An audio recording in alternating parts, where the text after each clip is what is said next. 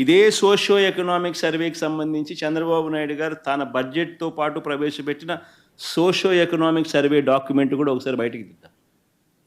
ఎందుకంటే ఇదే బడ్జెట్తో పాటు ఆయన హయాంలో ఆయన ప్రవేశపెట్టిన సోషియో ఎకనామిక్ సర్వేకి సంబంధించిన రిపోర్ట్ ఒక్కసారి బయటికి తీస్తే ఆ సోషియో ఎకనామిక్ సర్వేలో తాను socio economic report page number 379 అటువైపున టేబుల్ ఒకసారి చూడండి. పేజ్ నెంబర్ 379 చూస్తే ఎంఎస్ఎంఈ సెక్టర్, ఇది కొంచెం బ్లోఅప్ చేయడం, ఆ పక్క కొంచెం బ్లోఅప్ చేస్తే ఎంఎస్ఎంఈ సెక్టార్లోనే చంద్రబాబు నాయుడు గారి హయాంలో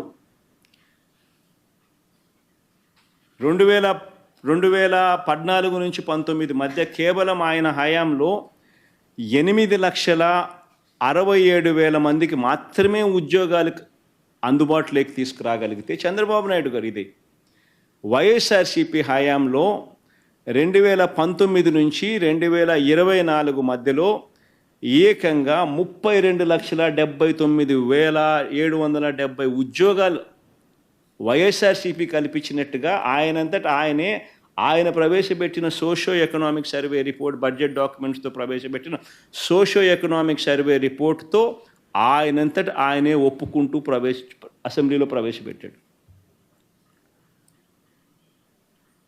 చంద్రబాబు నాయుడే ఆయన 5 సంవత్సరాలకు సంబంధించిన ఆయన డేటా, వైఎస్ఆర్సీపీ ప్రభుత్వ హయాంలకు సంబంధించిన 2019 నుంచి 2024 సంబంధించిన data, socio economic survey page number 379లో ఆయనే సోషియో ఎకనామిక్ సర్వే ద్వారా చూపించిన డేటా, ఆయన 5 సంవత్సరాలలో ఎంఎస్ఎంఈల ద్వారా క్రియేట్ అయిన ఉద్యోగాలు ఎన్ని అని చూస్తే 8,67,000 ఉద్యోగాలు మాత్రమే ఆయన క్రియేట్ చేయగలిగితే వైఎస్ఆర్సీపీ ప్రభుత్వ హయాంలో 32,79,770 ఉద్యోగాలు క్రియేట్ అయినాయని చెప్పి ఒప్పుకుంటూ ఆయనే చూపించిన డేటా.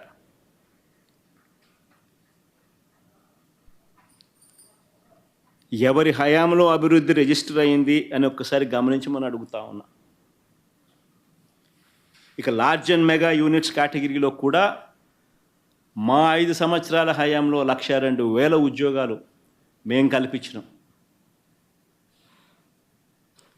చంద్రబాబు నాయుడు గారి హయాంలో 102,000 కన్నా చాలా తక్కువగానే లార్జ్ అండ్ మెగా యూనిట్స్ కేటగిరీలో కూడా నమోదు కనిపిస్తుంది.